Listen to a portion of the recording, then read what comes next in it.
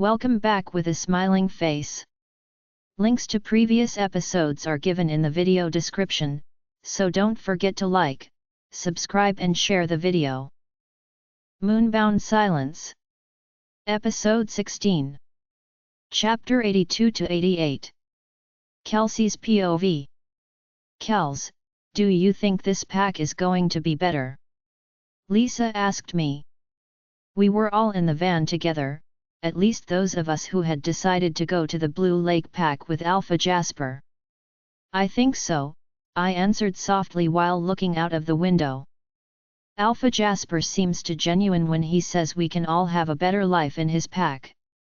What about living arrangements, did he discuss that with you? Natalie, another girl from Texas, asked me. Not yet, he said that he will get all of us into a conference room when we arrive there, and all the nuances will be discussed then. He said that he wants to speak with everyone together in one room, I replied. Did he say anything else in detail about the whole mate thing? Justin, one of the guys who showed around the same time I did, asked. No, but I'm sure that's something he will discuss as well. I overheard someone say it's like having a soul mate. Someone that you're destined to be with, Natalie responded. I just nodded my head but didn't say anything. Alright you guys, we're pulling up to the pack territory now, our driver told us. Apparently, his name is Angelo and Jasper had sent for him to drive us while Jasper and Kendrick, or should I say Lorenzo, was in the car in front of us. When we pulled in, all of us gasped and shouted in awe at the scenery before us. Yo! This place is lit! Justin shouted. Oh my god! Check out that lake! Natalie exclaimed. Are we allowed to go there? She asked Angelo. Of course, he replied. That gate we just came through is the start of the Blue Lake territory. Everything beyond that gate and within the walls of these mountains belongs to us. This is our territory, and you are more than welcome to roam around freely. We all started to cheer, and everyone started to talk at the same time about going swimming in the summer, having parties and barbecues. Angelo, what are these small cottage-looking houses? I asked. Those are pack member cottages. They're so adorable. Lisa said, cupping her hands to her face. Is that a castle? One of the girls whose name I don't know screamed. We all looked ahead and sure enough, there was a castle. Whoa, we all shouted. Ha ha ha. Yes, it is a castle. Who lives in there? Is that part of the pack territory too? Justin asked. It is, that's where all of the ranked members live. Ranked members? Lisa asked. Right, I forgot you guys are newborns, Angelo said. The ranked members are exactly that, those have a rank. That includes the Alpha, his mate, the Luna, the second in command, or the Beta, and his mate, the Beta female, who also happens to be the Alpha's younger sister, the third in command, also known as a Gamma, and his mate, the Gamma female, and all of their family members. Where do you live? I asked him. I live in the castle, but that's because my twin sister is the Gamma female. So, my mate Michelle and I live on the second floor. But, the castle is open to any pack member to come and go as they please. The doors are never locked because the Alpha wants every pack member to come and go freely. So, are we allowed to go in and out also? One of the guys in the back who I don't know asked. Of course, after today, all of you will be honorary pack members of Blue Lake, Angelo answered, and everyone started to high-five each other. I wonder what kind of pack Golden Moon is, I said out loud. Golden Moon isn't as big as ours, but Richard has a territory of great size in the middle of the forest, and has the same concept as us. Are there rules to the castle that we have to follow? Justin asked. Not really, the only rule there really is to never go into any of the occupied rooms without permission. There is no reason for anyone to go up the stairs in all honesty. The first floor has everything you want: gym, spa, recreation room, indoor pool, movie theater, library, large living room, and of course, the kitchen and dining rooms. Dining rooms? As in plural, I asked. Yup. There's the main dining room for the ranked members and their family members, and then you have the commons dining room for other pack members who want to hang out. We were all still admiring everything the territory had to offer when we pulled up in front of the castle. It was definitely a lot bigger than I thought. One by one we started to pile out of the van and stood in a straight horizontal line. We were all gawking at the building in front of us, no one saying a single word. Well, I guess all of you are impressed with your new home. We all looked in front of us and saw the Alpha. How about we all head inside to the conference room, and we can talk about details, living arrangements, rules, and you can also meet the other ranked members. He didn't even wait for a reply and turned to head inside. We all followed after him in a single file line, and as soon we entered, my mouth dropped, and so did everyone else's. I didn't even have a chance to take in everything when someone called my name. Kelsey. I looked towards the stairs. Victor. He ran towards us, and those of us who knew him engulfed him in a group H.UG. Even though we all had only known each other for a short period of time, we had all bonded over the fact that we were all kidnapped. Holy! I can't believe you guys are actually here. When I was told someone of you guys were going to be coming here, I couldn't believe it, but seeing you guys, oh man! Victor started to ramble. Some of the girls who he had practically kept safe before he was taken away were crying, holding on to him. Is it true? He asked while pulling away from us. Did that other pack turn you guys into werewolves? They did, I replied. Unfortunately, not everyone survived the bite. What about Brent? Hannah? Amrita? Brent and Hannah went to another pack called Golden Moon. Amrita, I couldn't say the words, and just shook my head. I'm sorry you guys, I wish I could have helped save everyone faster, he said and hung his head. Victor, there was nothing you could have done, but it was because of you that Alpha Jasper eventually found us. You surviving is what led to our freedom, Lisa said. She's right, Victor. You don't have to apologize, this wasn't your fault, I added in. Victor, we turned around and saw the Alpha staring at us. Please bring everyone to the conference room, you all can catch up later after they are all situated. Sure thing, Jasper. Victor led us down a long corridor and into a humongous room that had a long rectangular table that could fit 30 people. We all sat close to each other and Jasper was at the head of the table with Lorenzo and several others. All right, I want to first and foremost welcome all of you to your new home, the Blue Lake Pack, Jasper said. I know that all of you went through something terrible and watched many of your friends die, and I'm sorry that I couldn't save you all before that happened.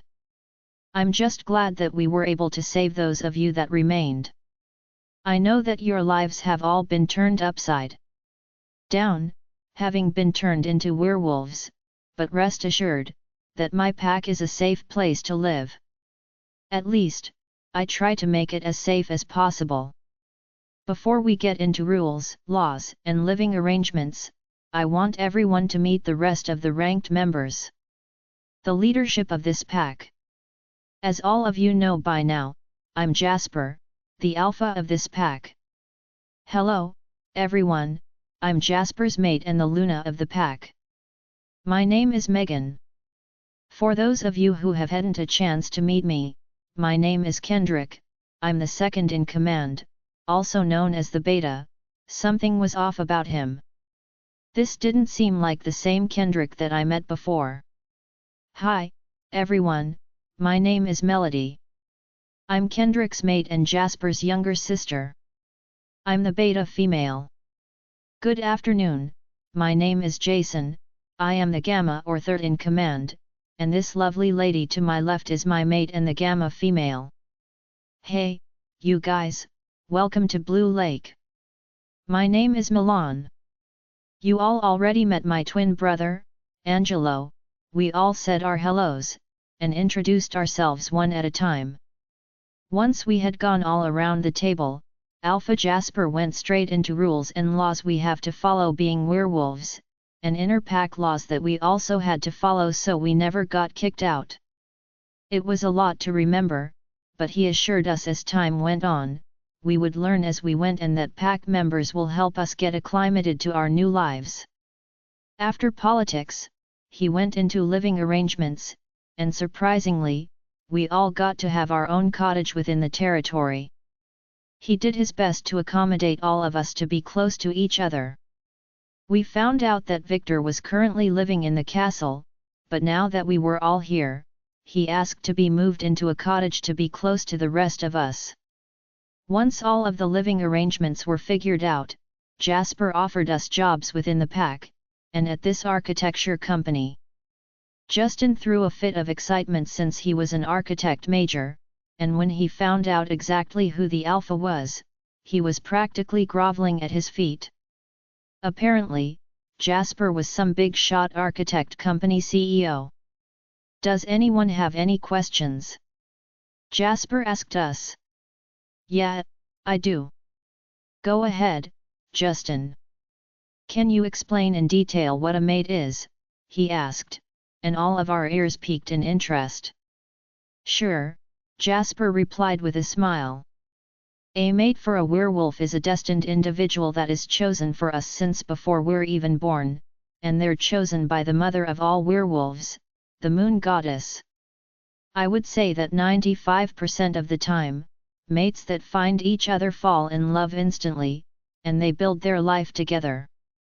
But, that other 5% is filled with those who decide to reject their mate for various reasons. Some that are rejected or do the rejecting may get lucky enough to find a second chance, but that doesn't always happen. Take me for example. Megan is my mate, but she's not my destined mate. I chose her to replace my destined mate. Why? I asked. It's a long story, and it's a sad one. Unfortunately, some SHT happened with dark magic, and it led to my mate leaving me. During that dark time, I met Megan, and we produced a son together. Even though she's not my destined mate, I made the choice to make her my mate for the sake of our son.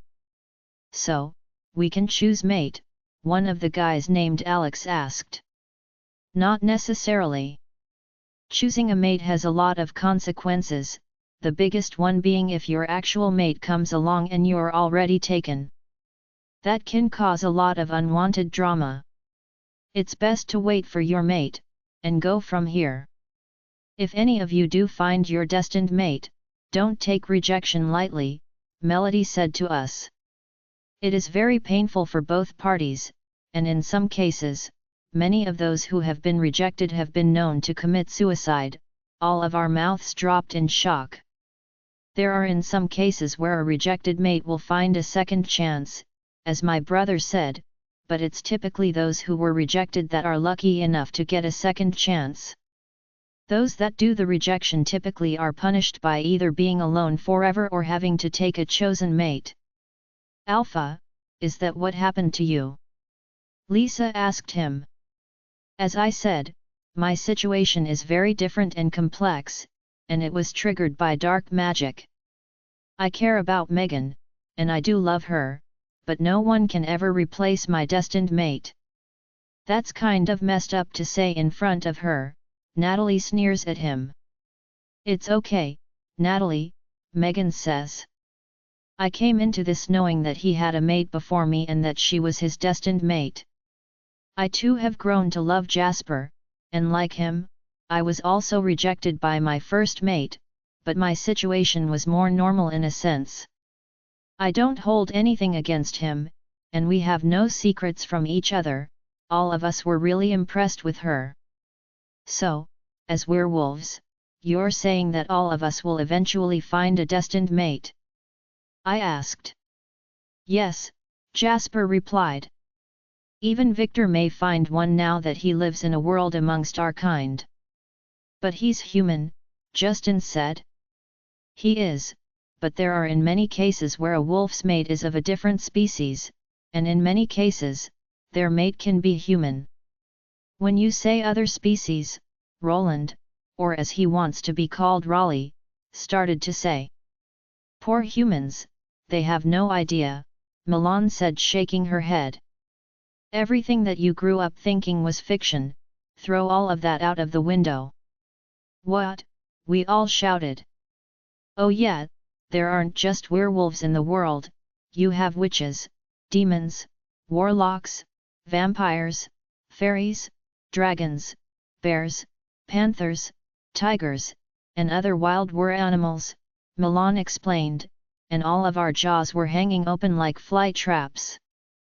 There is a lot of information of the supernatural world that you guys will come to learn over time, Jasper said, and we all just nodded. We all looked at each other in complete shock at how much all of our lives have completely changed. If there are no additional questions, our kitchen staff is currently making a feast for your welcome. This weekend, I will hold an actual ceremony to welcome all of you properly into the pack, and then you will all be able to mind link with the pack and each other. What about Victor? I asked. Is he going to stay human? That's up to him, the Alpha replied. Unfortunately, the rest of you weren't given a choice, and that sadly led to the death of many of your comrades. However, Victor is a different story. He has the choice to do whatever he wants, and if he wants to stay human, he can, or if he wants to turn, I can always turn him, or if he ends up with a supernatural mate, it would be best if he became one of them. Wait, are you saying that I can have a mate out there, that isn't a werewolf? Victor asked. Yes, he replied. What I've come to learn about the human species is that they only tend to survive the bite from a supernatural if they're meant to be that species. Which is why many of your friends died. They weren't meant to be werewolves. They were either meant to stay human for the rest of their lives, or they were meant to be turned by another supernatural. All of us just nodded. If that is all, then how about we head over to the Commons dining room so we can all eat together? We all nodded and stood up to go. We all headed out of the conference room and back down the corridor to go to the Commons dining room when a sudden sweet smell caught my attention. I stopped and gasped because I felt my wolf starting to go insane. I didn't know what was wrong with me. Yo, what's with Kelsey, Nat, and Lisa? I heard Justin ask. It felt like I was caught in a trance, and then out of nowhere, I found myself being lifted off the ground and pinned against the wall. My daze was broken, and in front of me was the hottest guy I had ever seen.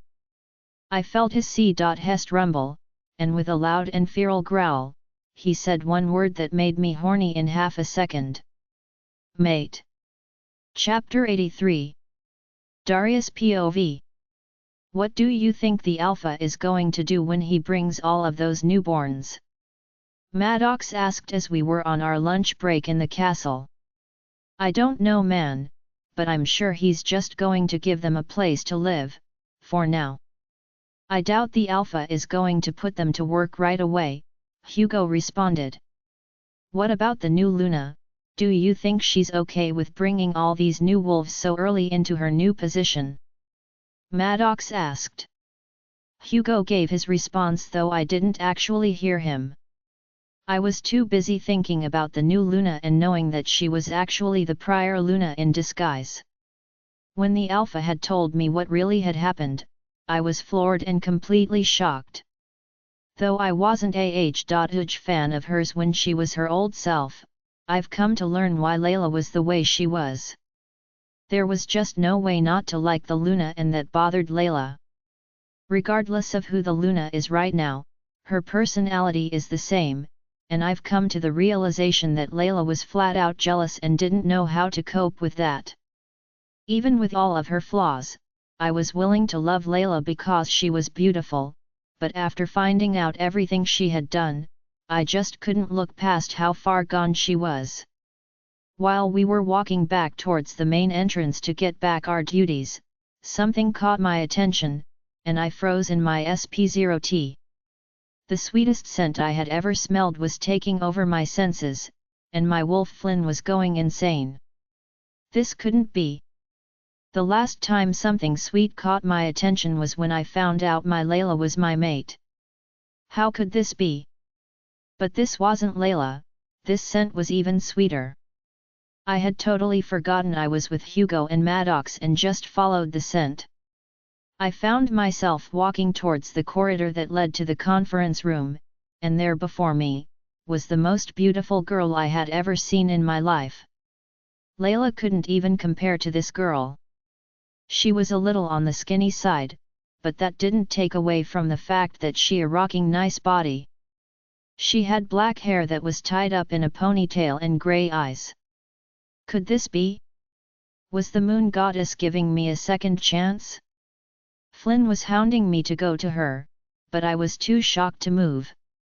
Flynn then took over, and he went straight to her. He picked her up and pinned against the wall. I felt the rumble in my chest as he growled the word that I never thought we would ever say again. Mate, she looked at us and was in complete shock. Darius! Put her down! I heard someone but I couldn't recognize who it was.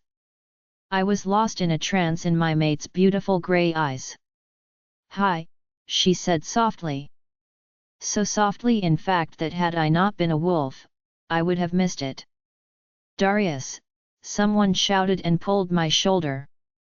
Flynn growled at the person and then we saw it was Gamma Jason. I immediately bowed my head in submission without ever putting down my mate. Darius, put her down, you're scaring her, the Gamma said. I looked back at my mate and could see that she seemed a bit frightened. I put her down, and slowly backed away. Hugo!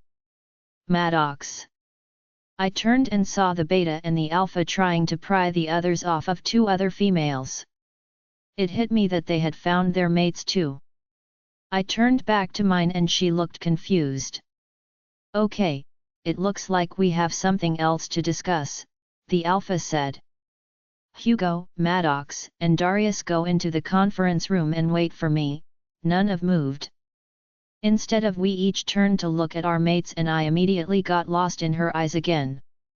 That's an order, his alpha tone broke my trance and I bowed. Hugo, Madox, and I went into the conference room without incident. Kelsey's POV. When the gorgeous man walked away, I was almost saddened by it. My wolf, Summer started to whimper in my head. What are you doing? Bring our mate back. What? Mate? That was our mate. Wait, are you saying that we have a mate? Like a destined mate? Like what the alpha just got done explaining? Yes. He's yummy. I couldn't deny that Summer was right. Darius, as I heard his name being said, was definitely yummy. Kelsey, Lisa, and Natalie, we need you three to come with us, the alpha said to us. We all nodded and we followed him back to the conference room. Oh my god, my wolf Heidi is going absolutely bonkers over that Hugo guy, Lisa said, fanning herself. You too? Natalie asked. My wolf Carly is practically doing the zoomies in my head. She's giving me a headache. I guess my wolf wasn't the only one who was excited about their mate. When we got into the conference room, all of the guys were pacing and stopped mid-step when we entered. They tried to come to us, but the Alpha and Luna stepped in their way. Nah, the Luna said. All three of them growled at her, but the Alpha growled right back, making all three of them bow their heads. Sit, he commanded them, and all three sat in the nearby chairs. "Girls, will you sit across from them on the other side of the table please?" the Luna asked, and we did. We sat across from our respective mates, and just the gaze I was getting from Darius was making my insides tighten and my core started to burn with need. What was happening to me? I don't think a guy has ever made me this horny with just a look. I could literally feel the leakage between my GHS. I watched as Darius took a deep breath and closed his eyes. When they opened, they were pools of obsidian black, and he smirked. Oh God, could he smell that I was aroused? Okay, well, this happened a lot quicker than I thought, the Alpha said, taking me out of my trance. I looked over at him at the head of the table but could see that Nat and Lisa were also staring at their mates. And their mates had the same black eyes as Darius. "Will you three quit eyeing your mates?" the Alpha roared, getting all of our attention. "Jasper, calm down, you know that it's hard to fight the bond," the Luna said, putting her hand on his arm. "Hugo, Madox, and Darius, you three need to get your hormones in check. The matter at hand is very delicate." "I don't understand, Alpha. These three beautiful specimens before us are our mates, what's complicated about that?" the one across from Lisa said. "I think his name was Hugo. It's complicated because all of three of these girls are part of the group of newborns that Jasper, Kendrick, and Angelo brought back earlier today," the Luna explained.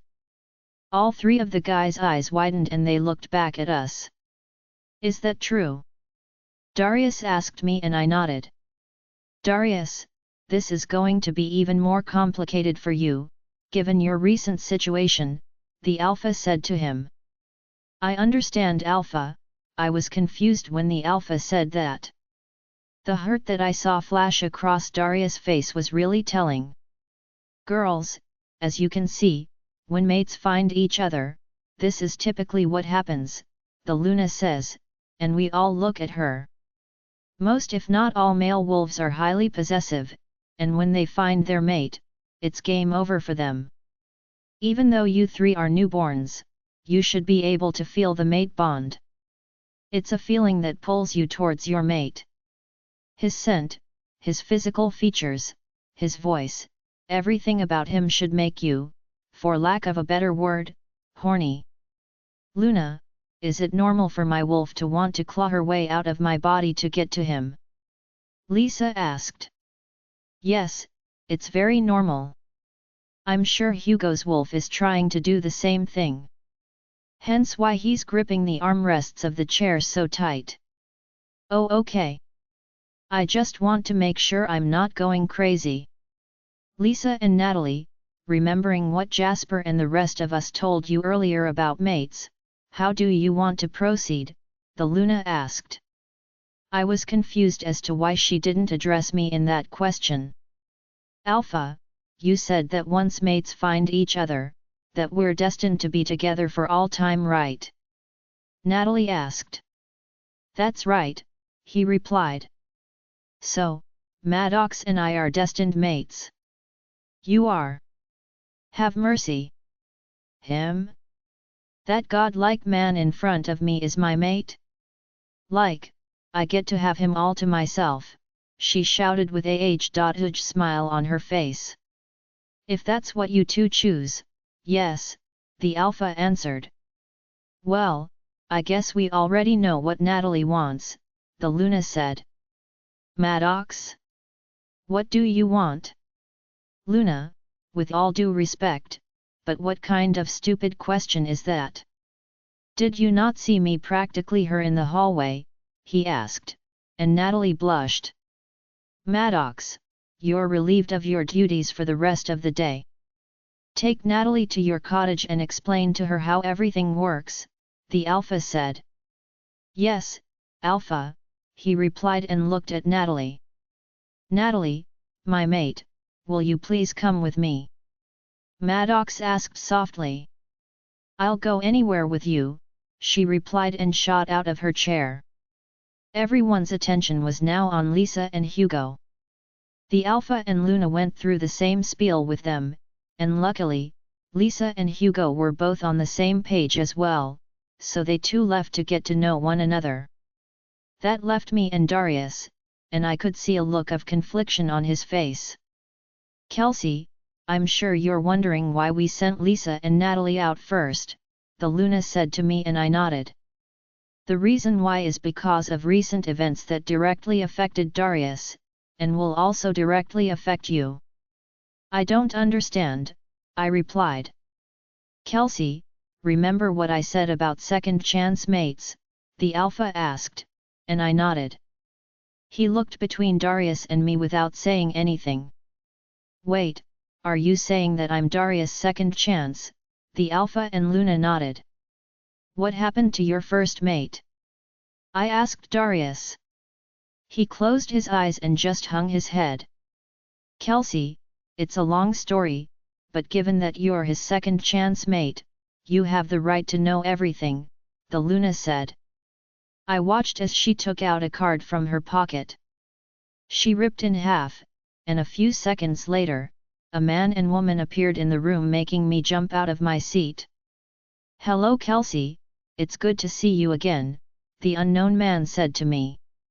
"What do you mean again? Who are you?" "It's me, Lorenzo." My mouth dropped, and my eyes widened. "Olivia, I need you to drop all of our cloaks. Kelsey is Darius' second chance, and she needs to learn the whole truth because recent events now affect her," the Luna said. I furrowed my brows at what she said. The woman she called Olivia snapped her fingers, and I watched as the Luna, Olivia, and Lorenzo changed into different people. "What?" I shouted at the top of my lungs. "Calm down Kelsey, we can explain everything," the Luna said to me. "Talk fast because I'm this close to fainting," I replied really quickly. "Let's start at the beginning." By the time the Alpha, Luna, Olivia, and Lorenzo finished telling me everything, my jaw was on the floor and tears were flooding my eyes. I couldn't believe everything that had happened, and how even my kidnapping was part of all the SHT everyone had gone through. I was even more shocked to find out that the Luna was the same Saren that I would constantly hear Kale and Emma about. I was saddened with how much pain that Darius had gone through with his first mate Layla. Even though he came with baggage and drama, I wasn't repulsed by it or him. I felt horrible for him, and a part of me just wanted to give him a warm hug. "Kelsey." I looked back at the Luna. "I asked if you swear yourself to secrecy and if you are willing to accept Darius," she said. "Your secret is safe with me, but I have a question." "What is it?" "What would happen if I chose not to accept Darius?" I watched as his eyes shot open and fear took over. "If you were to reject him, then Darius would either spend eternity alone, or he could take a chosen mate. But he would never get another destined. Getting a second chance is rare as it is, getting a third is unheard of," the Alpha explained. I nodded my head and took a deep breath. This was a lot to take in, but none of it was Darius' fault. He was a victim of bad luck, just like I was. "You're not actually thinking about rejecting our mate, are you?" "I don't know, Summer." "Don't. I swear if you do, I'll make your life a living hell." "Are you threatening me?" "Right I am. So, choose wisely." With those words, Summer cut me off. I didn't even know she could do that. I scoffed and just shook my head. If she and I truly did share one mind, then she would know that I only asked out of pure curiosity. Why the hell would I reject someone as yummy as Darius? His first mate was not only psychotic but blind as a bat. "Darius," he looked up at me and I just smiled. I could see the concern in his eyes that I was going to reject him. "I'm Kelsey, and it looks like we're mates." He blinked once, and a small smile formed on his face. I heard a few sighs of relief and I knew that it came from the Alpha and Luna. Oh my goddess, the suspense was killing me, the Luna exclaimed. I had to admit, she was super pretty as a blonde. Almost like a walking talking Barbie. Now that we've gotten that sorted out, Olivia, will you please change us all back, so we can go eat dinner? Of course, Olivia replied and snapped her fingers again. They all changed back to their other identities. Okay, I don't think I'm going to get used to magic, I say out loud and they all just smile. We will see you later, Megan. Give Sam a kiss for us, Olivia said and hugged the Luna goodbye. In a flash, she and Lorenzo were gone. I let out a sigh and looked back at Darius who was staring at me. What? I asked. Has anyone ever told you how beautiful you are? He replied, and my mouth just dropped, and my face started to turn hot. Okay, you two, dinner will take another few hours since Mr. and Mrs. Williams needs time to prepare for all of the new pack members. Darius, you and your mate may retreat to your home until then, the Alpha said. Darius nodded his head and I got up and walked around the table. Darius led me out of the conference room and placed his hand on the small of my back. We left the castle and ended walking for about 15 minutes towards some cottages along the lakeside. I was in awe with the scenery that was the Blue Lake Pack and figured that living here wouldn't be so bad. I missed my family in Texas, that was obvious, but knowing that I was pronounced dead almost a year ago made me come to the realization that returning home to them was out of the question.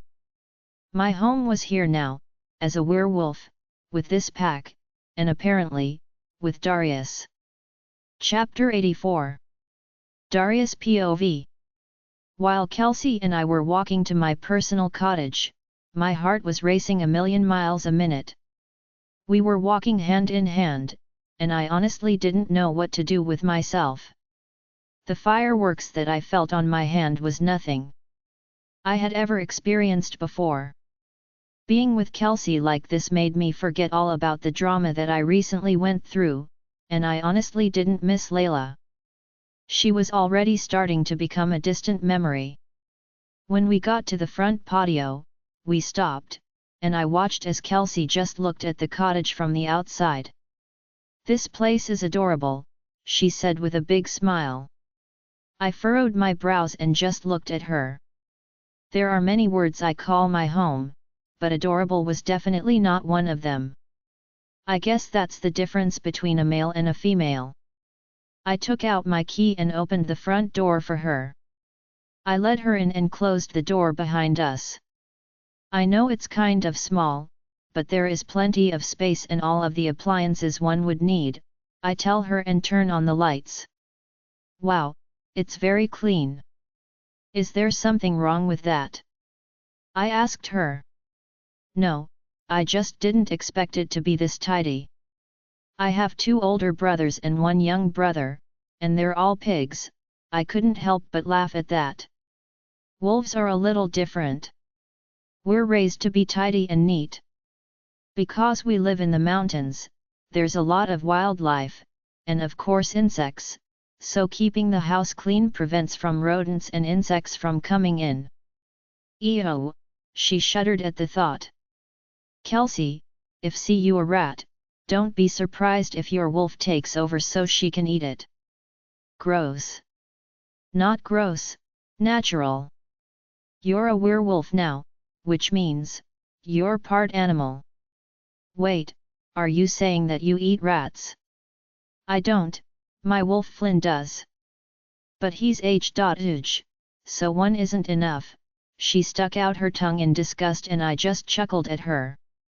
So, aside from the wild part of being a werewolf, how does this mate thing really work? She asked while sitting on my couch. I sat down on the opposite end and we faced each other. Well, it's like the Alpha and Luna already explained. We're destined mates, and you're my second chance. Because you're a newborn, we're going to have this take slow. I don't want to traumatize you. I don't understand. Well, most of the time, for natural-born wolves, most that find their mates, typically mate the same day. Mate? As in have X? She asked, lifting a brow at me. Yet, her mouth dropped in shock. It's not like humans, where they have a one-night stand and call it a day. It's more intimate than that. When wolves have X, they become one with their mate, and most will also mark each other immediately. Mark. It's essentially a brand, a bite mark that goes right here, I say, and trace the small area on her neck. I watched as she slightly shivered at my touch. So, the mark, what does it stand for? She asked breathlessly and with her eyes closed. It's an insignia that shows other wolves and supernatural that the individual is taken. But there is also a deeper meaning. Like what?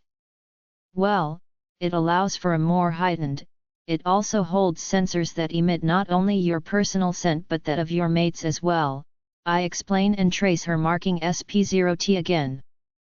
Why does your touch give me goosebumps? She said with a slight M0AN. That sound alone made my DCK hard in my pants. It's the mate bond, I whisper in her ear and touch her again. It's your body telling you what it craves. What it longs for. What it needs, I say softly against her L.P.S. I took a deep breath and could smell her AR0USAL. Flynn was going mad with L.UST, and I was doing all I could to keep him down. DAR, Darius, I. Yes, Kelsey, tell me what you need, I say against her L.P.S. again. Oh God, she quickly jumps and moves away. What the hell was that? She freaked out, making me laugh. I told you, Kelsey, it's the mate bond. She is completely fluid-ustered and is holding her cheeks. Kelsey, I can smell your AR0 She blushes even more and stares at me. Without saying another word, I point down to my crotch and she looks. Her eyes widen when she sees the massive bulge in my pants. Oh my. This what happens because of the mate bond. When mates are in close proximity to each other, regardless of how long they've been with each other, they become horny animals. It's primal for our species, and X is a big part of our lives. Unlike humans, a male werewolf's libido never goes away. Even elderly male wolves who are healthy can have intercourse. And unlike humans, healthy male wolves have very large libidos. She bit her bottom L.P. and gulped. How large? She asked hesitantly. I just smirked at her. If you're that curious, you're more than welcome to look for yourself. After all, this all belongs to you and only you, I say, and while pointing up and down my body. She pauses a minute and flinches away. Something in her eyes eats away at me. She seemed almost too shy about all of this. Hold on, I say and sit up straight, making her jump a little. My mate was skittish. Kelsey, you're not a virgin, are you? She bit the corner of her bottom L.P., and then pursed her L.P.S. and turned her head away from me. Oh, I said and scooted towards her. Why didn't you say anything? I ask her, putting my arm around her shoulder. I don't know how SHT works in your world, but where I come from, girls don't typically tell a stranger that they're a virgin. Well, you are in my world now, and as my mate, I have the right to know that you are pure, and believe me, in our world, it's rare to find a wolf that is pure. It is. I told you, Kelsey, wolves are very primal, and we live for X. Some start having intercourse by the time they turn 16, and it's mostly males because even though we don't gain our wolf counterparts until we are 18, most males have already hit puberty by 16, and that makes it hard for us to keep it in our pants. You will find some who will hold off until they find their mate, and most females wait until they find their mate, but not always. So, being a virgin is a good thing. It's a very good thing, I say and lean into her. Darius, I grab her by the PS and bring her onto my lap, so she is straddling me. She put her hands on my shoulders to steady herself, but her eyes are wide with shock. What are you doing? Letting you take the reins, I answer and rest my hands on her PS. I'm not a virgin, haven't been for several years. And even though you are anything but naive, and I know you know what to do when you want it. So, I'm going to just sit here with you on my lap until you're ready. You can KSS me, grind your PS, or just lean against me. You do what you're comfortable with and I won't move until you tell me it's okay. I slouched down a bit and leaned my head against the back of the couch. Kelsey just stayed there frozen, not moving. I just patiently waited. I felt her adjust her body a bit, and that movement alone rubbed against my heart on and made me M0AN. She did it again, only this time, she did it on purpose and I bit my bottom lip. Slowly but surely, Kelsey started to grind against me, and I could smell her AR0USAL. When I opened my eyes, her eyes were black, and they were glowing purple. "Hello, mate," she said in a low husky voice. I stopped her, realizing that her wolf had taken over. "Ah, why did you stop me? What's your name?" I asked her softly but sternly. "Summer." "Well, Summer, as much as I would like to let Flynn out and have his turn, this is Kelsey's show." "But..." "No, but Summer. Bring Kelsey back, and do not ever take over without her permission. That's disrespectful to her, especially since you know for a fact that she's a newborn." Summer glared at me and pouted. She closed her eyes, and when they opened again, they were Kelsey's hazel eyes. "What just happened?" she exclaimed, jumping off of my lap. I felt like I was in something short of the Twilight Zone. "Your wolf took over your body," I tell her and take her hands in mine, trying to calm her down. "Summer must have felt you were taking too long to make up your mind and decided to take it into her own hands. Is that normal?" "That's very normal," I say and tuck her hair behind her ear. "But, you have the strength to fight her back and keep her from taking control like that. You're the host, and she's the wolf spirit. The only she will be the host is when you are in wolf form." "Wolf form?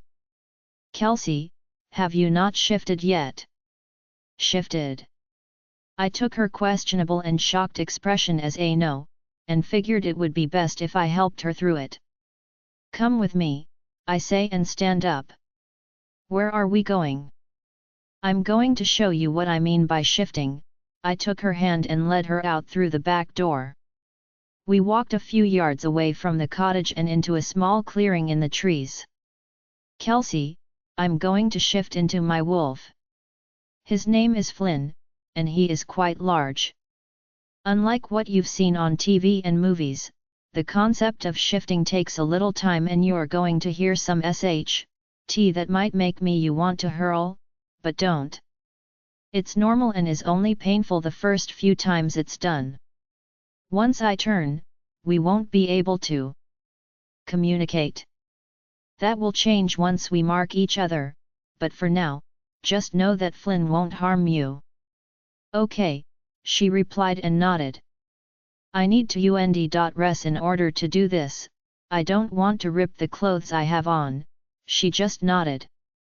I began to remove my clothes, and once I was fully N.ached, I gave Flynn control. I just hoped that Kelsey wouldn't faint or run away. Kelsey's POV. When Darius started to UND.res, I kept telling myself to turn away, but for some stupid reason, my body wouldn't listen to my brain. First, he took off his shirt, and my mouth immediately became dry. I already knew he was built like a bodybuilder, but his shirt was definitely hiding some big muscles. Why would anyone want to reject him? Like seriously, Darius was beyond SC*XY. When I saw him take off his pants, I knew I should give him privacy, but again, my body was not listening to my brain. He didn't even seem to care about the fact that he was ping and ached in front of me. When he dropped his boxers, my mouth just dropped. He said he was large, and by golly was he large. I couldn't stop myself from staring at his large and currently soft member. If it's that large when it was soft, I could only imagine how big it was when he was fully erect. Oh God, I really should stop staring, but I couldn't stop. I've seen a few erect ions in my day, I mean, I did go to college, and I've watched P0RN obviously, but Darius was on a whole other level of big. I gulped thinking about the fact that it probably wouldn't fit, and that thought alone made me wee.t all over again. Holy hell, when did I become such a horny freak? My thoughts were interrupted when I started to hear cracking sounds. I shook my head and saw that Darius was starting to change. I watched as his bones were popping in and out of place, fur started to grow and take place of his olive skin. He dropped to all fours, and I watched as he got progressively bigger and bigger, while his gorgeous face grew a long snout. His hands and feet turned to paws, and I saw a tail starting to grow from him. My head angled upwards more, and by the time he was done, standing before me was a giant grey and white wolf. I could feel my eyes popping out of their sockets staring at the wolf that was now in the place where Darius once stood. Flynn, I think is what Darius said his name was staring into my eyes. For some crazy reason, I wasn't afraid though. There was this massive wolf standing before me, but all I could do was stare at him in complete admiration for how beautiful he was. His eyes were turquoise green, like the ocean, and it felt like he was peering into my soul. I felt myself walking towards him with my hand out to pet him. I stopped midair above his snout, and he gently met my hand. "Wow, you're so soft, Flynn," I said and started to pet him. He lowered his body to the ground, so I could have better access, and I scratched behind his ears like I would a dog. I was surprised to see his tongue roll out and his tail started to wag. "Oh, I guess you like that," I said and did it some more. Flynn nudged me with this massive head and then laid flat on his side. He lifted his leg up a little, and his tail started to drum the ground. "Do you want a belly rub?" I asked, and he thumped his tail faster. I started to rub and scratch his belly, and his tail thumped the ground even faster, and his legs started to twitch. I smiled seeing this.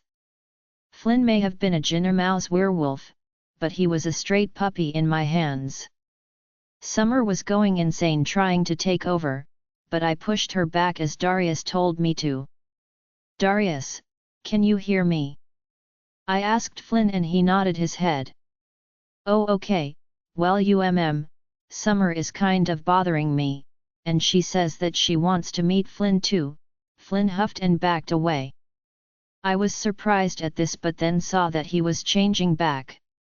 About a minute later, Darius was in front of me again. "Kelsey, shifting is very painful the first time around, and can take up to 10 minutes to complete," he said to me without even putting his clothes back on. My eyes instantly reverted down to his MANH00D. "Kelsey. Hey." I looked back up at his face. "I know my DCK is a work of art, but we're talking about something serious here." "Sorry." "Don't be sorry. Any other day and I'd let you stare and do whatever you want. But you're talking about shifting for the first time." "I'm not, Summer is." "You're one and the same, Kelsey," I just nodded my head. I can help you shift for the first time, but as I said, it's going to be painful and it's going to take time. Are you sure it's something you want to try right now?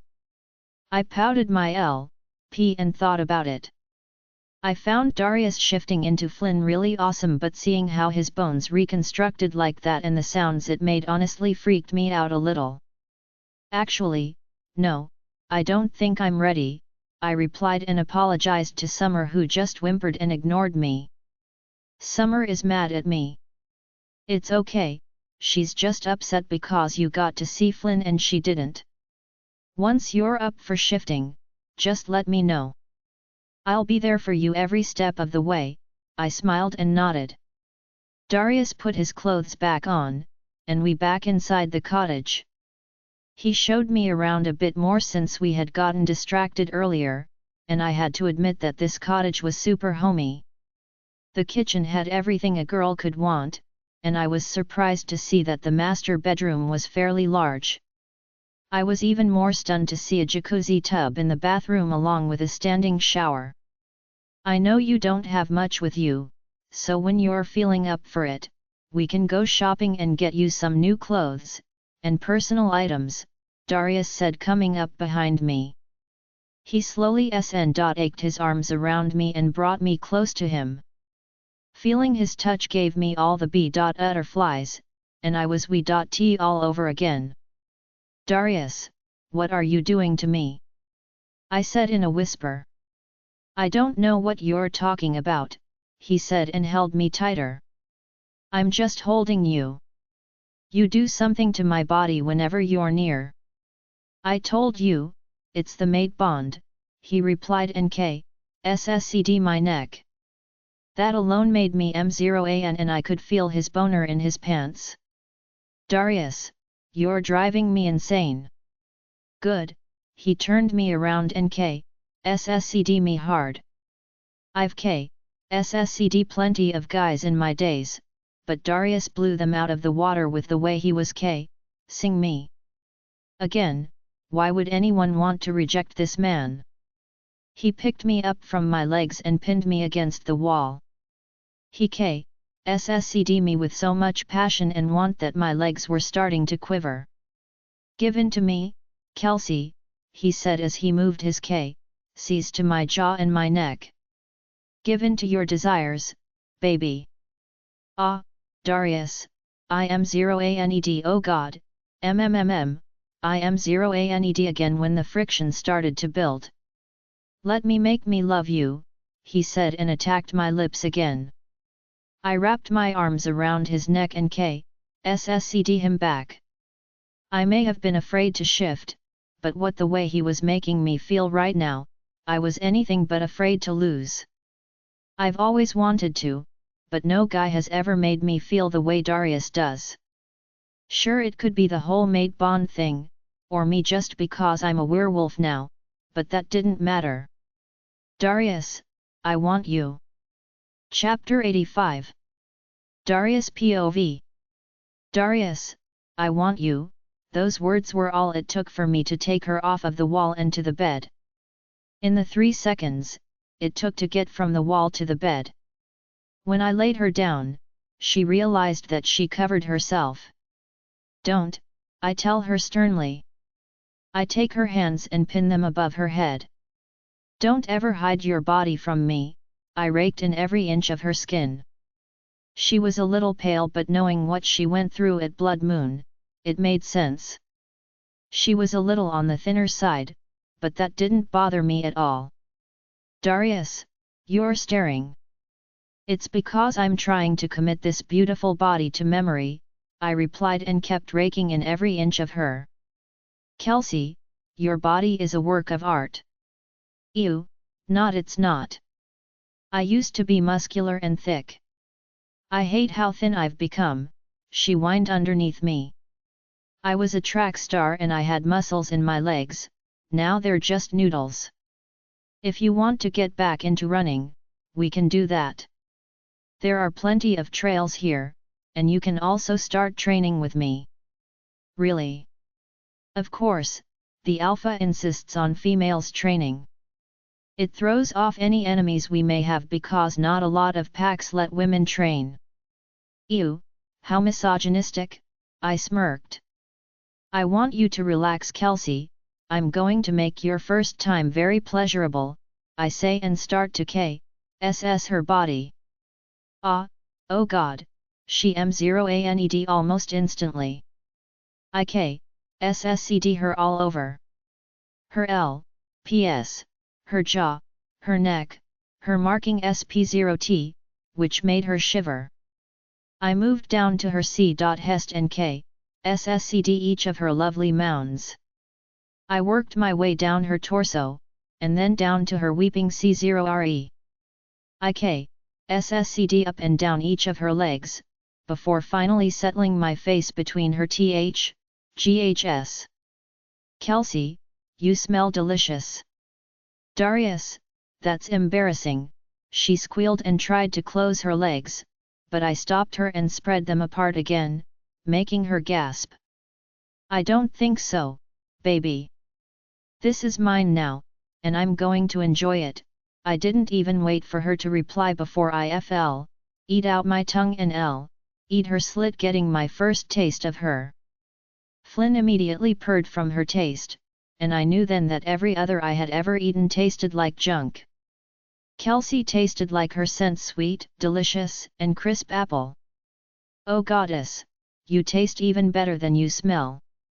I shouted and dived in. Oh, she shouted. Oh god. Oh my god. Holy, she shouted. Darius, she screamed.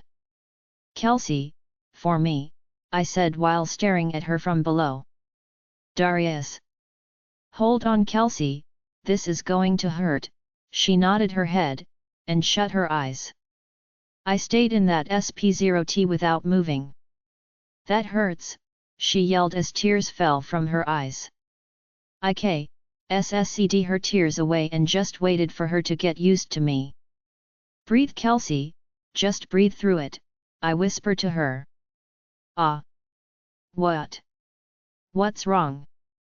You're squeezing it. I need you to relax, Kelsey.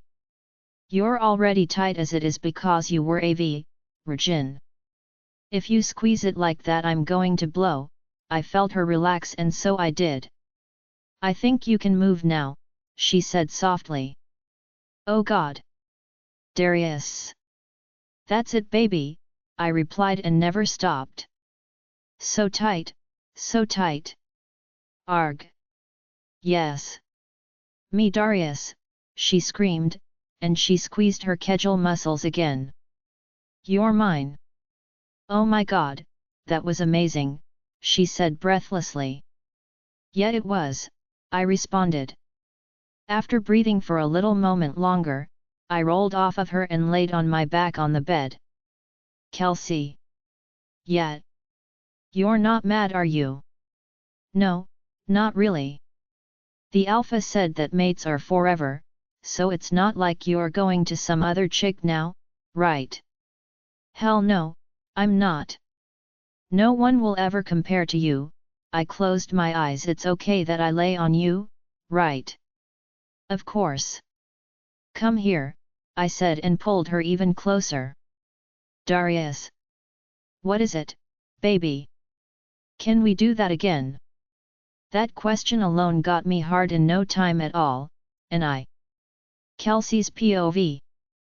I felt myself jolt awake for some unknown reason, but I found that I was alone in Darius' room.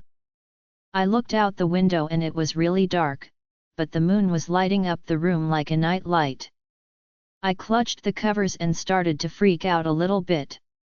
I heard a noise coming from out in the house.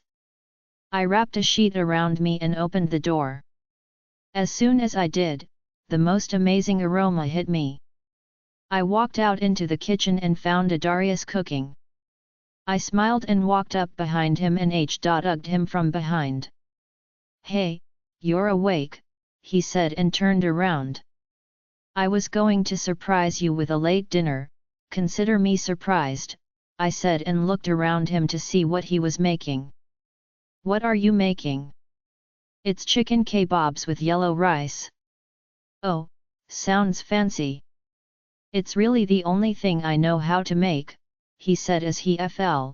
Pped the chicken kebabs over on the makeshift grill on the stovetop. You're already beating me. All I know to make are instant ramen noodles. He looked over at me and gave me a funny look. What? I was a broke college student. I had a cafeteria at my disposal. He just shook his head and chuckled. Really?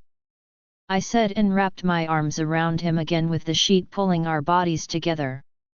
As much as I would love to some more, we both need food, Kelsey, right on cue. My stomach started to growl. Darius laughed at me and I just pursed my lips together. Lucky for you the food is done, he said and turned off the stove. He quickly set the table and told me that there was cold water in the fridge. He bought the food over, and 2 empty plates with utensils. He served me before serving himself, and we started eating. One bite of the chicken had me M0ANING. It was juicy, savory, and smoky. The rice had a great buttery taste with a hint of citrus. Oh my gosh, this is amazing. I'm glad you like it. I've never cooked for anyone before. Really? I asked and he just shook his head. We ate in silence for a minute, but I honestly couldn't keep my thoughts to myself anymore. Can I say something, honestly? Of course, I'm sorry if this seems insensitive, but I have to say, your other mate, Layla, or whatever her name was AIT. I mean, you're seriously the perfect guy, at least in my opinion. Mate bond aside, you've been nothing but a gentleman with me. I'm new to this whole werewolf thing, and instead of making me feel outcast or a burden, you've taken your time to introduce me to this world the way it should have been done by ERS who turned me. You showed me your wolf, who by the way, is an absolute puppy in my hands. He chuckled and smiled when I said that. You didn't hold it against me when I said I was virgin. You are a god in bed, at least, for me you are, and you just cooked me dinner at almost at 10 o'clock at night. Seriously, you could have just inged me last night and let me starve, but you didn't. I would never. I know, and that's why I'm completely flabbergasted that you were rejected. I know for a fact that not all wolves are like you, or the alpha.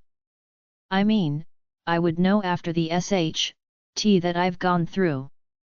I know the SHT you went through, baby, and I hate that we met under these circumstances, but I honestly thank the moon goddess for bringing you into my life. I was in a dark place after what Layla did, and seeing her right before she died was hard, but then you showed up, and it's like, all the hurt seemed minuscule and unimportant.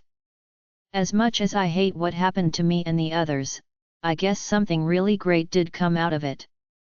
Summer was right. Right about what? That I had something to live for being a werewolf. He smiled at me and reached his hand over and I placed my hand in his. I won't lie and say that I'm no longer afraid because I am, but I'm happy that the Alpha found me when he did. It allowed me to meet you, Darius. I'm happy too, Kelsey. I can't promise that everything is going to be puppies and rainbows living here and being my mate. We're werewolves, and SHT happens, but what I can promise is that I will do everything in my power to protect you at all costs. I'm going to love to you until the end of time, Kelsey, and that's a promise I will never break. I believe you, Darius, I believe you. We smiled at each other and then went back to eating in comfortable silence. My life may have turned to complete and utter SHT when I was taken, being held prisoner, and being turned into a werewolf against my will. However, now seeing what my future entails, this new life doesn't seem to be all that bad. I wonder how Lisa and Natalie are doing. Chapter 86. Hugo's POV. After the Alpha excused Lisa and me, we walked to my cottage together to the north of the territory. I lived a little further away than the others did, but I also lived next door to my parents and younger sister. This was going to be a little embarrassing because I know for a fact that they're going to notice the biggest change in my life. I had a mate, and she's a newborn. Hey, Lisa. Yeah, she replied softly. There's something I need to tell you. What is it? I stopped mid-track and had her face me. I gently grabbed her shoulders and then lifted her chin to look me in the eyes. You're probably going to end up meeting my parents. What? Yeah, I'm sorry.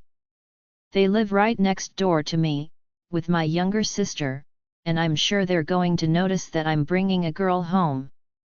You're acting as if you've never brought a girl home. Okay, let me rephrase that. They're going to notice that this girl I'm bringing home isn't leaving. Oh, she said and started to laugh.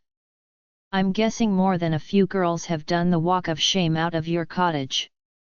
Yeah, I replied and rubbed my neck. I hope that doesn't turn you off. Please, I've had my fair share of guys doing the walk of shame out of my apartment when I was still in school. Hell, they were doing the jump of shame out of my window when I was in high school. Hearing that she'd been having ex since she was high school had me and my wolf Connor growling in jealousy. Ah, are you jealous? Yes. That's cute. Lisa, I'm a dominant male werewolf. I'm possessive by nature, and hearing that other guys have seen your beautiful body and touched it instantly makes me jealous. It's not only guys that have seen this body. What? Yeah, I'm actually bisexual. I prefer guys more, but I've been with my fair share of girls too. My jaw just dropped. Don't worry, I'm happy that you're my mate, or that we're mates I should say. Girls are s.xe, don't get me wrong, but something beats having CK ravage my flower, marking me scream in ecstasy, she said seductively while getting on her tippy toes and gently sing my P.S. You are the furthest thing from shy, aren't you? I asked while holding her waist. You haven't seen anything yet, she said. Let's get one thing straight, shall we? I nodded my head. This CK is mine now, and my is yours. I love Hugo, and I want it all the time. It's been a few months since I've been laid, so I expect greatness out of you. I will go down on you whenever I please, and you will not stop me. I like it hard and rough. We can make love every now and then because I like that too, but I prefer hardc0re, borderline. Hearing her tell me what she likes in bed had me growing hard with her hand on top of my MANH00D. I gulped audibly and she just smirked. I see that I've made you speechless, good, she stuck out her tongue and SSCD me again. I'm going to take your raging boner as your answer of understanding, I just nodded my head. Good boy, Connor was practically drooling as Lisa asserted her dominance, and he wanted nothing more than to her in the middle of the trail for the entire world to see. I didn't have to wait any longer knowing how Lisa was. I threw her over my shoulder like a caveman, making her squeal, and used my wolf speed to get her to my cottage. I could care less that my family probably saw me. When I got us to now our cottage, I practically threw her on the bed in the master bedroom. Hugo, she squealed again. I slammed the door and locked, and quickly made haste of my shirt. I ripped hers in half and she gave me the most devilish smile when I did. I crashed my LPS into hers and ripped away the rest of her clothing. I don't have any clothes with me. You can borrow clothes from my sister, you two are about the same size. I'll take you shopping this weekend. Now, shut up, I tell her and SSCD her again while laying on top of her. Yes, she M0ANED as I could smell her AR0USAL, it smelled like a field of wild flowers in a meadow. I can smell you, darling. Hugo, please, please, she begged. Can we not talk about other guys while you're playing with my DK? I yelled at her. She just laughed and started to massage, twist, tug, and pull my hardened members as she desired. Oh, wow. I am M0ANED and just laid back. Look at this just glistening for me, she said, and I felt her tongue FLCK the tip making me hiss. But before I could enjoy her, oh, goddess, Lisa, darling, you know how to please a man, don't you? I gr0ANED out as her head started to bob up and down in quick succession while her hands were also working their magic around my shaft. If you think that's good, just wait. Hey! I looked down at her and the next thing I knew, she took every inch of me down her throat. My eyes rolled to the back of my head. I felt her swallow a few times and the contraction of her throat muscles had me squirming. All I could think was, this is the best head ever. She started to deep throat me with rhythm while still simultaneously using her hands to jerk me off. Ah, so delicious, she exclaimed as she spits on it and started again. She wasn't ready to finish yet.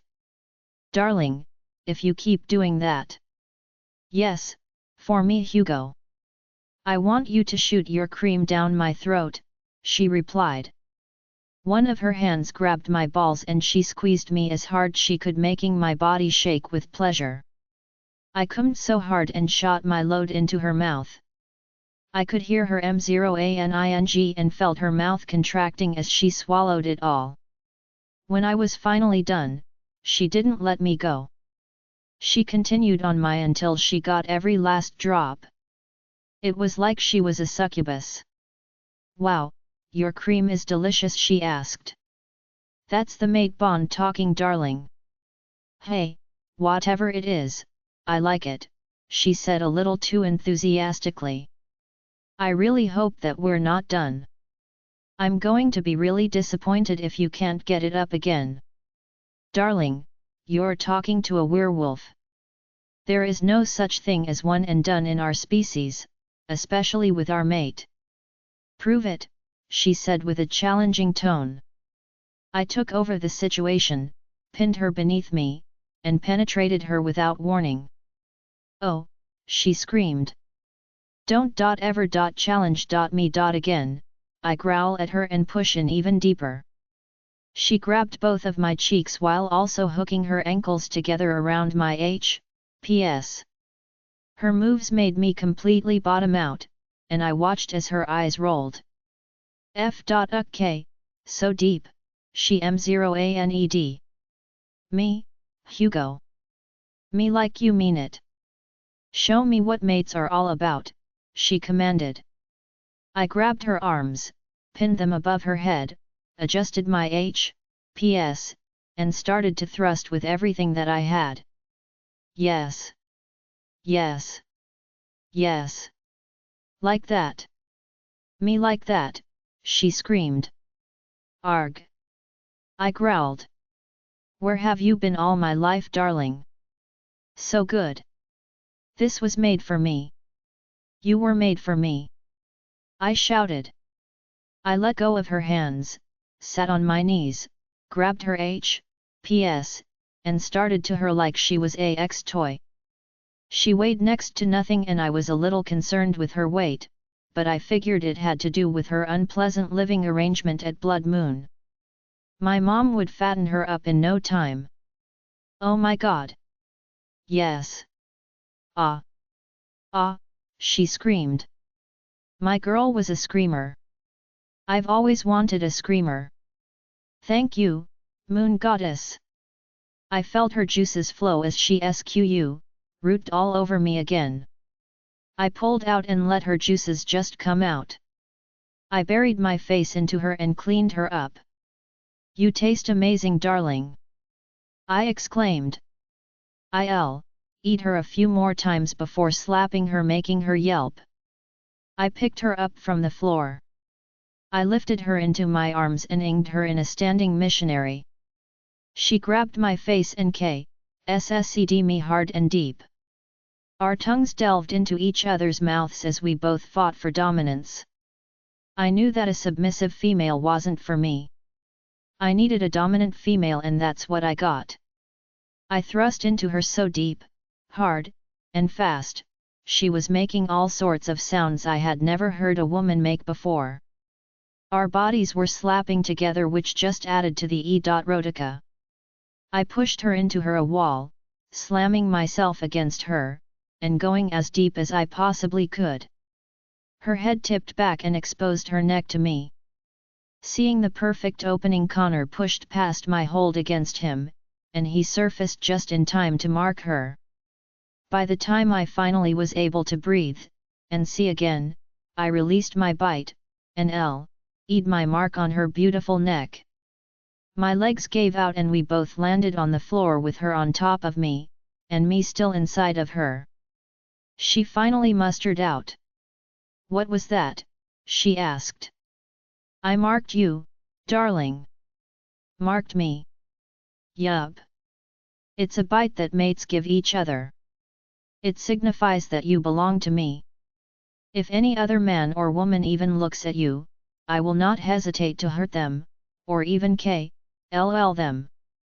"I didn't get to mark you though," she whined. "Oh, trust me, darling, you will have plenty of time to mark me. Let me catch my breath, and we can go another round." "Oh no," she said and got up slowly. I slid out of her and she collapsed next to me.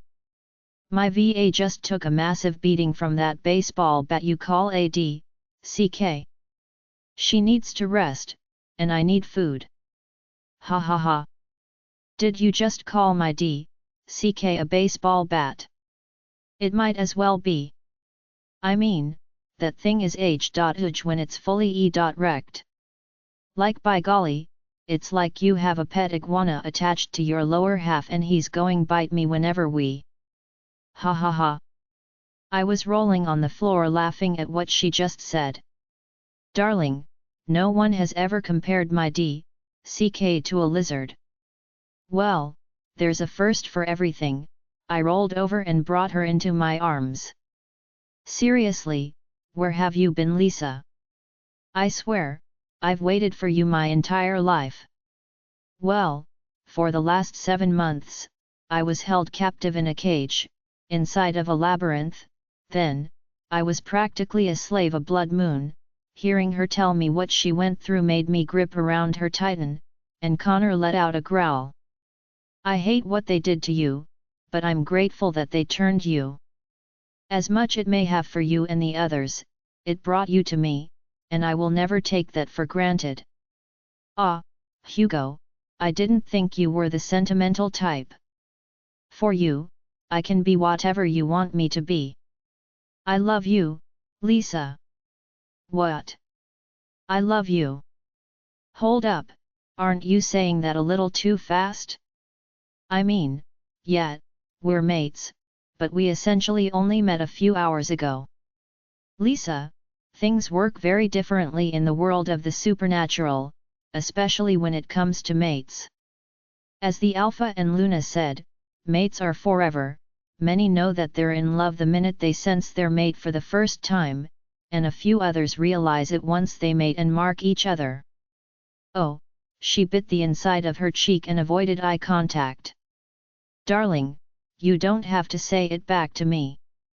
You say it when you feel ready. But just know, that I'm not going anywhere. I've marked you, and now you're mine, forever. But, what if you decide to reject me?" "Oh darling, that's not going to happen. Now that I've marked you, rejection will kill both of us," I answer, and her eyes widen. "That's why I'm willing to wait for you to say it back. I love you, and I know it's unconventional because we don't know each other, but we have our entire future to get to know one another. This isn't just some fling, and we're not casually dating. You are my one and only. You are my forever." She stared at me for a minute before she crashed her LPS into mine. I held her tightly while still on the floor of our room. The KSS was deep and passionate. She pulled away slightly, and deeply sighed. "Hugo, that was seriously the most beautiful and thoughtful thing anyone has ever said to me. And I meant every word, darling." She smiled and hugged me. I held her against me like I was afraid she would disappear on me. After holding each other for a moment, we finally got up and decided to eat a smaller dinner in the cottage rather than going back to the pack house. Although there was a meal waiting for us, I wanted more alone time with Lisa. I wondered how Mad and Darius were doing with their mates. Chapter 87. Natalie's POV. After Madox and I made it to his house, I was surprised to see it so clean and neat. Men I knew were always such pigs, but I guess Madox was different. It was a nice change. "So, I know the Alpha said that dinner was going to be served, but I figured it would be better if we ate here and got to know each other a little more," Madox said to me while he started to rummage through his fridge. "I'm okay with that," I replied as I watched him from the couch in his living room. "What are you going to make?" "Chicken parmesan, you good with that?" "Yes, I love pasta," I exclaimed. I said when I felt the non-existence of my once luscious bum.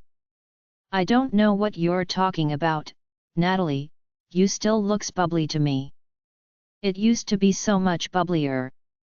I had PS like J-Lo, but after only eating one meal a day for several months, my body ate all the fat from me."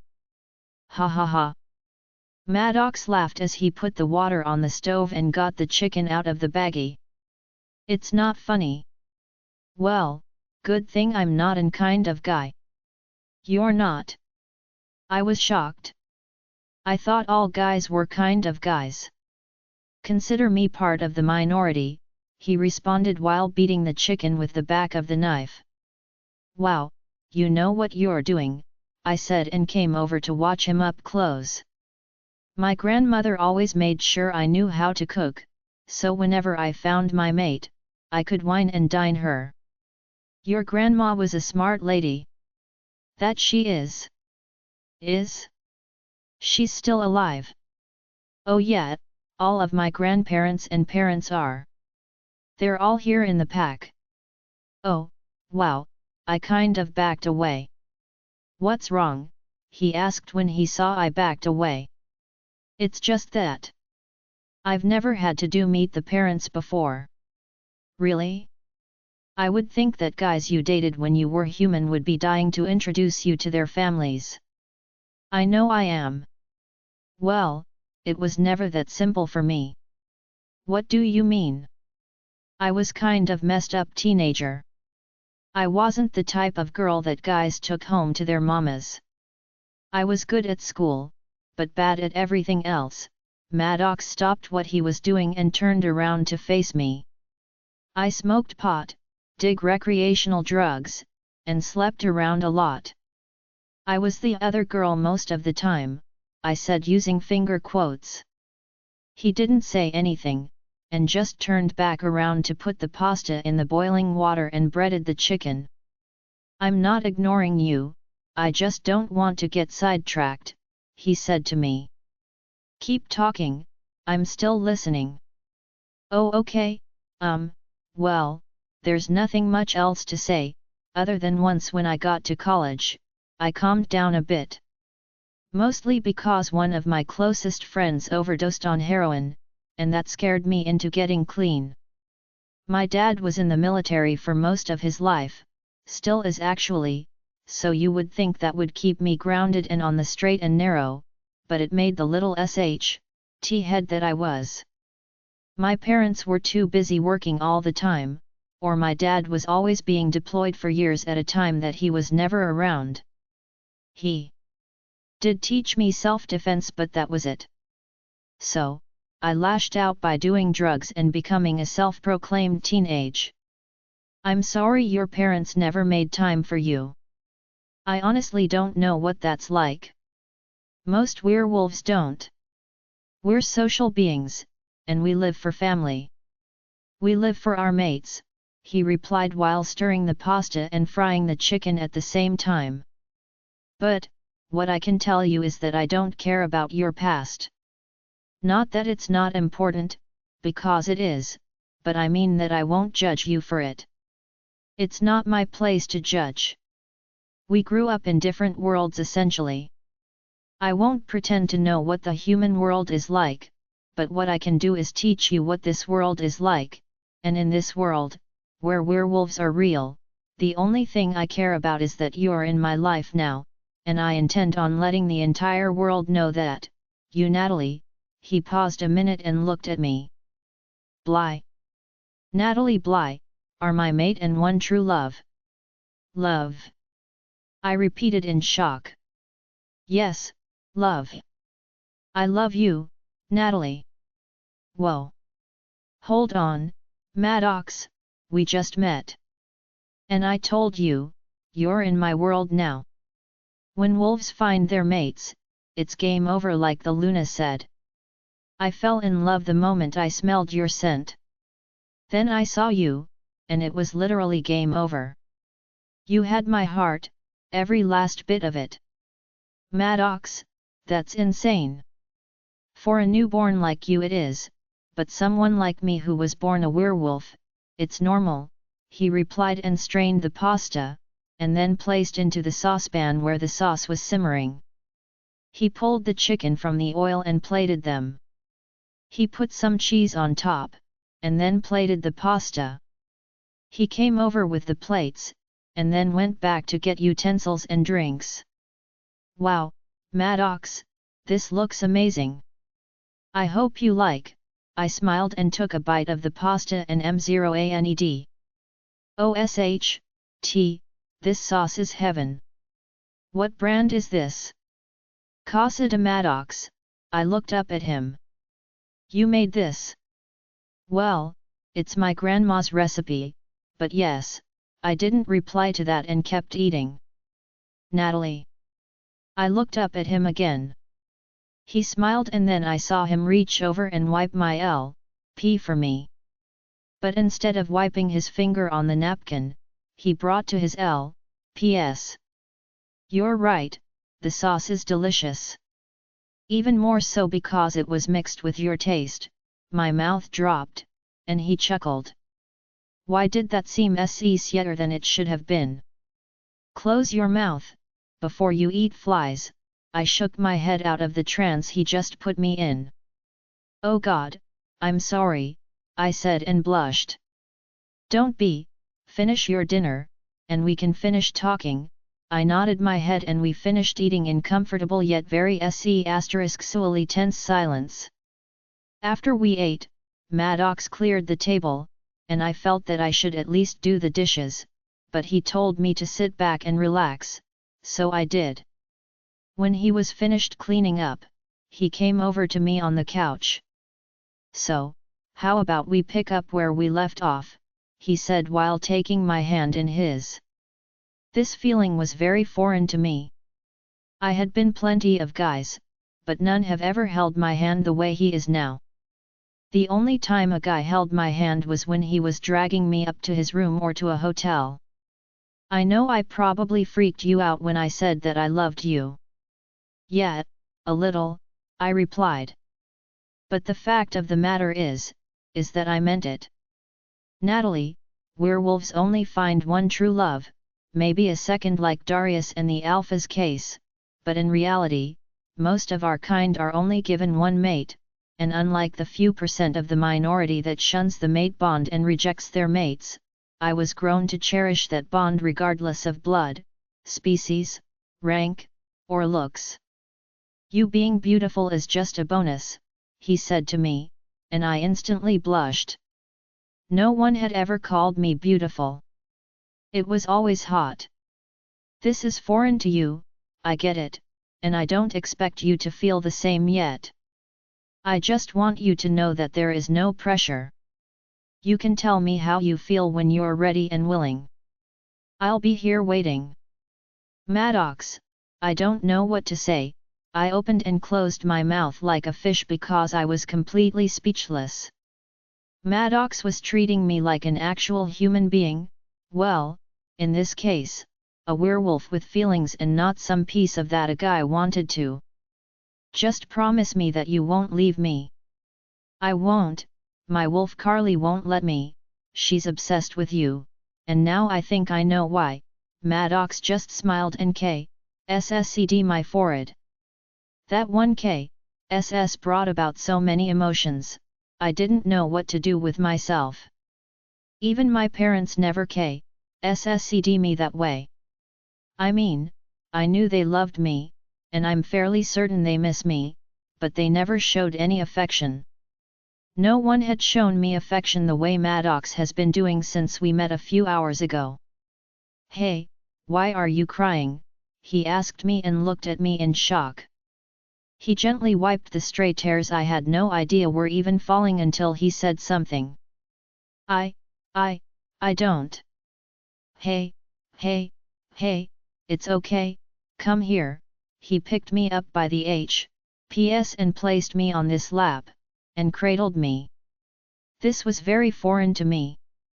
Natalie, I want you to know that my feelings are genuine and that I know you are probably thinking this is too good to be true. He could read me like an open book, and I hadn't said all that much to him. I'm sure guys have treated you nothing but like a good lay, and that's it, but I'm not like that.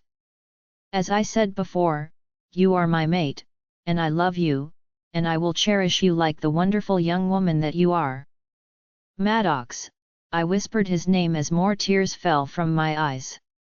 He gently lifted my chin with his forefinger and pressed his lips against mine in the sweetest, most gentle, loving kisses I had ever experienced. There was no tongue, and nothing was forced. It was an open-mouth kiss, but the and soul kind that just my body erupt in fireworks. We kissed for a minute or two, and I felt him lay me down on the couch, and he gently got on top of me. Madox, M0ANED with a hiss in my breath when he moved his kisses to my neck that made me automatically arch off of the couch. SHHHH, let me pleasure you, my love.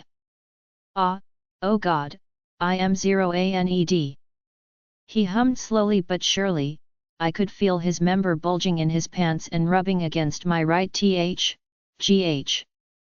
I grabbed his hair with my hand and pressed him further into my chest. Calm down, let me do this, he said as he released my pull. What was up with him? He was being so gentle, and it was the complete opposite of what I was used to it. So opposite in fact, I was a little self-conscious. He sat up, and unbuckled my jeans, and wriggled them off of me, leaving me in nothing but my underwear. Goddess, your AR0USAL smells so amazing, he said as he inhaled deeply with his face just above my area. I've had plenty of guys go down on me, but this was something so much more intimate. Madox got off of the couch, and I sat up on my elbows. I watched as he too took off his pants, but what surprised me was that he didn't have any underwear on. This F.Ucker was walking around with loose balls. But what surprised me the most was how thick he was. He wasn't necessarily long, maybe 8 inches, but he was abnormally thick. I'd my P.S. because I wanted his raging in my mouth. I went to grab it, but he stopped me again. Not tonight, Natalie, he said, and I looked up at him in shock. Tonight, I'm going to pleasure you. I'm fairly positive, you're used to being inked hard and rough, but tonight, that's not going to happen. I furrowed my brows in confusion. He pushed me to lie down again, and kissed me deeply, again with no tongue. Tonight, my gorgeous mate, I'm going to show you what making love is all about. SHHHH. Oh God. Madox, I'm going to again, for me my love, let me feel you. He thrust even harder, but he wasn't me. He let go of my hands, grabbed onto my P.S., and gave me everything he had, but still in a way that was passionate love-making. I held onto his neck and shoulders and buried my face into the crook of his neck as he wrapped his arms around my entire body. Madox. Oh God. I felt him straighten his body and sit on the edge of the couch without ever once stopping what he was doing. I rested my forehead against his, and by this time, we were both hot sweaty messes. You're so beautiful, he said to me. I grabbed his face and SSCD him with everything I had. Mark him. What? Mark him, Natalie. Make him ours. I don't know how. Let me. Before I could reply to her, I felt Carly take over my body, and she bit Madox's neck. OF.UK. Madox screamed and then I felt him bite me in return. I wanted to scream at the top of my lungs from the pain, but Carly didn't want to let go of him. In an instant, the pain was replaced with sheer pleasure. My eyesight flashed with bursts of golden lights, and I could barely breathe. Carly forced her way out again and bit Madox even harder. I felt his body shaking like an earthquake. He growled, grunted, and bucked his P.S. as he filled me with his thick warm. Carly retreated into the back of my mind, and I felt myself holding onto his neck with my teeth. I could taste the iron coming from his blood, and something told me to finally let go and just LCK it. A few moments later, I could finally breathe again, and Madox also released my neck. He L'd my wound as well, and I shivered almost immediately from it. I never expected you to mark me first, he said as he laid back onto the couch with me on top of him, and him still inside of me. Carly made me. I'm sorry. Don't be sorry, beautiful, I loved that you, or rather Carly took the initiative. You are. Hell yeah, I am. I love you, Natalie, and I love Carly too, just like my wolf Spike loves you both. When can I meet him? When I'm able to walk again, he breathlessly said. I felt him lift me up slightly, and he finally slid out of me. I could feel both of our leaking out, and I wanted to get up to clean myself, but Madox wouldn't let me. No, I want to feel it come out of you, I don't care if leaks out onto me, I don't know why, but that made me blush. Let's get some sleep, love, I just nodded without testament. I rested on top of him, and I felt him pull the small blanket from on top of the couch over us to keep us warm. I love you, Natalie, he whispered ever so faintly. I took a deep breath and smiled. I love you too. Chapter 88. Jasper's POV. It's been a week since the newborns were brought to my pack, and they have all settled in nicely. Justin ended up finding his mate as well, and it turned out to be none other than Jason's sister, Tasha. Jason wasn't too keen on his sister having a mate that's a newborn, but there was nothing he could do. His mom was overjoyed, and his dad was more than accepting of him. Even Milan wasn't on his side. Tasha moved out of the castle to live with Justin in his cottage. Things seem to be going smoothly with the guards and their new mates, and almost the entire pack has accepted Megan as the new Luna. We still haven't gotten around to her Luna ceremony, but she keeps putting it off, and for the life of me, I couldn't figure out why. I made a note to ask her when I got home from the office today. As I was packing up to go home, I got a call from Kendrick. Hello. You need to get home, now. What's going on? Dude, just get home, he shouted and hung up. I looked at the phone, and he actually hung up. Kendrick has never done that before, so I was curious to see what had him all worked up. I packed up my things and left the office. It took an hour to get home, and when I pulled up to the gate, the guards were looking at me like they had seen a ghost. I drove in and made my way to the roundabout in front of the castle, and when I got there, Kendrick was waiting for me, and he was pacing. Before I could even get out of the car, Kendrick pinned me against the car. "We have a serious problem," he growled at me. Whoa. I couldn't even say the word before he was dragging me into the castle, up the stairs, and into my office. When I got there, everyone was in my office and they were all looking at me with shock, confusion, and some even anger. "What's going on?" I asked. "Hi, Jasper," I heard an all too familiar voice. I looked past everyone, and I saw Megan at my desk, but it was who was across from her that got my attention. Saren. Megan looked at me with so much confusion, as well as everyone else. "Hi, the imposter." Saren smiled at me. I walked past her and next to Megan, and Saren's facial expression darkened. "I guess I've missed a lot since I left," she said. Now I understood why everyone looked at me like they had seen a ghost and was so confused. "Saren, I don't understand, why are you here? How are you here?" I asked while looking down at Megan, who is the real Saren in disguise. After I left, Lorenzo and I had nowhere to go, so we ended up splitting up. I went to Washington and hid out there for the last several months.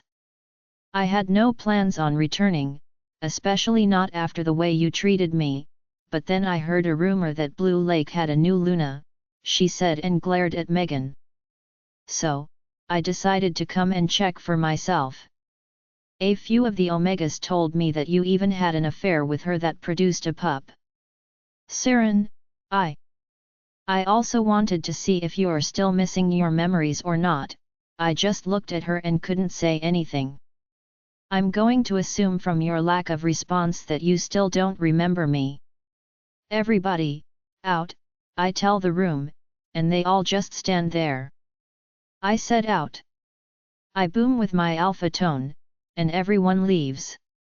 "Megan, you too." "But please, Tink," she scowled at me and then left with the others. As soon as the door closed, I went and locked it. How the hell was I going to explain this to everyone? Megan's POV. I don't think I had ever been more confused in my entire life. The fact that I was staring at someone who looked exactly like me, sounded like me and even had Jasper's mark on her. How the hell was this possible when I'm standing right here? I mean, yeah, I look like Megan, but I'm the real Saren. "Dude, what?"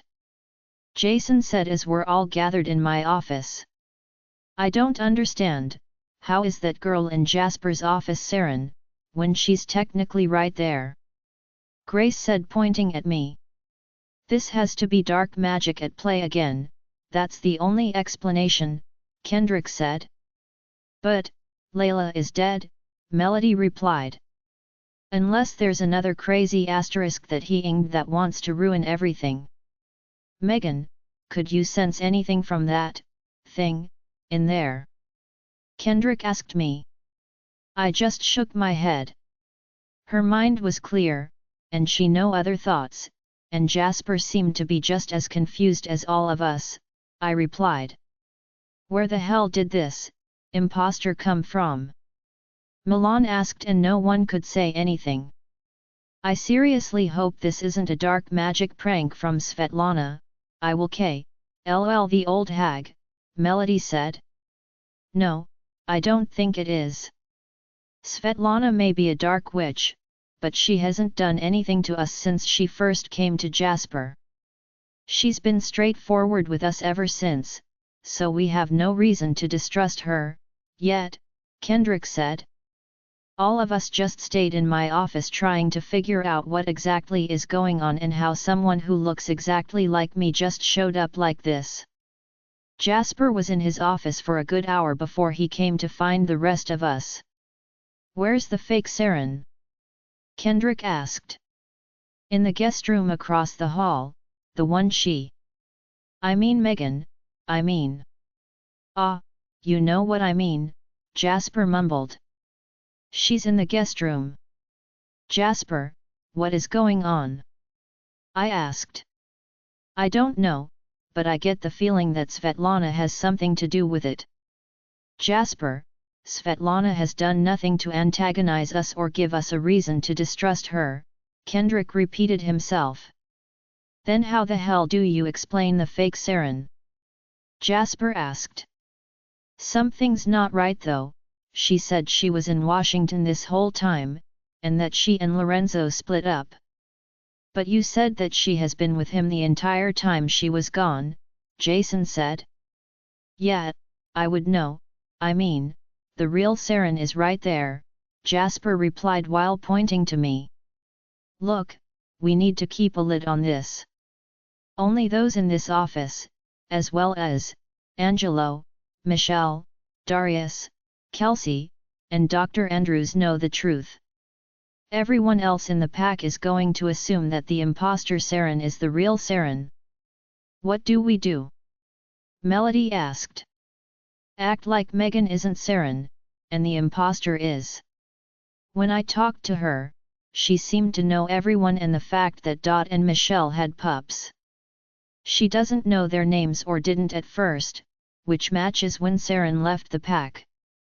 "Whatever she knows is up to that point, even everything that I did to her, or you," he said pointing at me. "We have played this through until we can figure out what the hell is going on." Everyone nodded their heads. "And you," he said to me.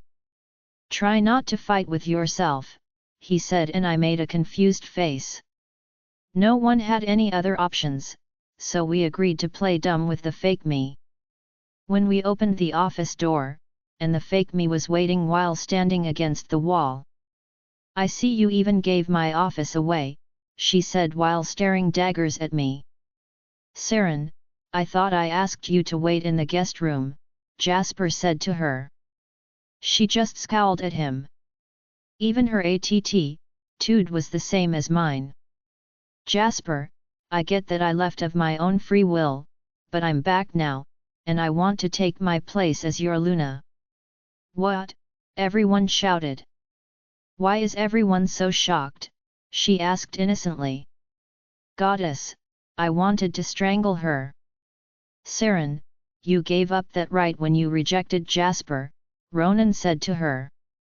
"Wait, did that really mean I couldn't be Luna anymore? Or is he just saying that to this fake Saren?" Oh my god, I was so confused. "So, this girl just gets to take my place. Saren, I've marked her, and she gave birth to my son. Legally, only she can be the Luna." The fake me looked at Jasper with so much anger and hatred. It almost as if she could really feel. Who was this imposter?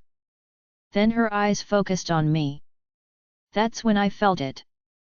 She was powerful, and I could feel my powers emitting from her. How the hell was this possible? She turned her heel and went into the guest room, slamming the door. She slammed it so hard, it shook the hallway. "What the hell?" Jason said. "Did anyone else feel the alpha aura coming from her? How is that possible?" Kendrick asked, and we all looked to Jasper, and he seemed to be in a daze. He was just as lost and confused. "Dude, this is going to confuse a lot of people," Kendrick said, and we all just nodded. Imposter Saren's POV. After making sure that Megan knew I didn't like her, I came back into the guest room. I waited and made sure that the coast was clear and peeked my head out of the room. I came back in and locked the door. I opened the window and waited. A few minutes later, the person I was waiting for emerged. "Well," He doesn't remember me, and you were right, he did replace me, I responded. We knew that there was a chance. I know, but it hurts. I know it does, but we need you to be here. It is essential that you are here if you want our plan to work, I nodded my head. What about the other woman? What about her? Do you sense anything from her? Did she say anything to you? Not really. She seems ordinary. How did Jasper go from me, a powerful primordial, to a plain wolf? I mean, where did he even meet her? I don't know, but the important thing is that you are here, where you belong. You know what you have to do, right? Yes, I need to use my powers on her and use them in full force. Good, that is the only way we can get Jasper to believe that you are really you and that this other girl is merely a roadblock. I understand. Good, he smiled at me and then left the same way he came.